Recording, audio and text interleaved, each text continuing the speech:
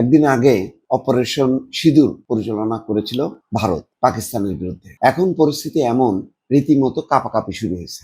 পাকিস্তান কখন আক্রমণ করবে এই ভয়ে একেবারে থরকম্প শুরু হয়েছে। তাদের হৃৎপিণ্ড রীতিমতো কাঁপছে। ইতিমধ্যে শনিবার পর্যন্ত দেশের 27টা বিমানবন্দর বন্ধ রাখার সিদ্ধান্ত হয়েছে। চিন্তা করেন, একটা দেশের 27টা বিমানবন্দর বন্ধ রাখা হয়েছে। কেন?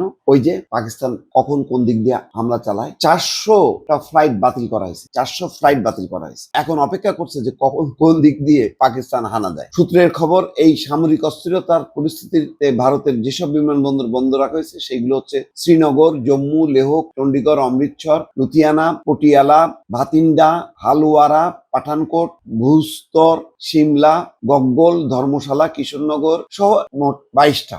এখন তার মানে পাকিস্তানের পাল্টা জবাবের ভয়ে এখন থরে কম্প শুরু হয়ে গেছে ভারত।